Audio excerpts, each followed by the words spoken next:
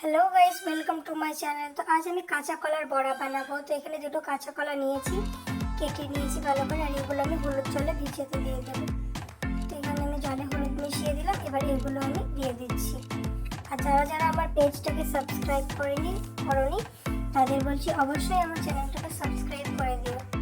আর এদিকে আমি পেঁয়াজ, কাঁচা লঙ্কা, ধনেপাতা কুচি করে নিয়েছি, আর ওদিকে আমি কাঁচা কলাটা সেদ্ধ করতে দিয়েছি। সেদ্ধ করা হয়ে গেছে। এবার দেখো আমি কিন্তু জল ঝরাতে দিয়ে দিয়েছি।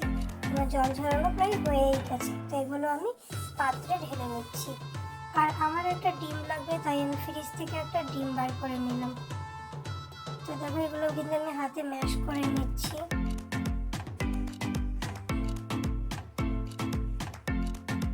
তো এগুলো আমার ম্যাশ করা হয়ে গিয়েছে দেখো।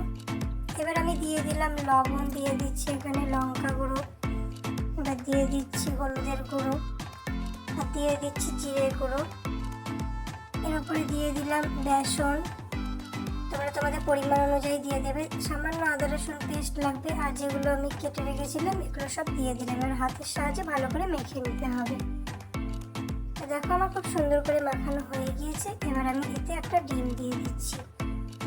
দেখো আমি ডিমটা দিয়ে দিয়েছি।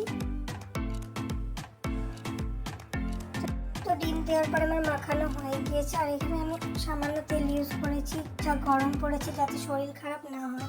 তোমরা চাইলে বেশি তেল দিয়েও এটা ইউজ করতে পারো। তো এগুলো আমি খুব সুন্দর করে ভেজে নেবো, লাল লাল করে চারিদিকে উল্টে পাল্টে ভেজে নিচ্ছি। তো দেখো প্রায় হয়ে এসছে।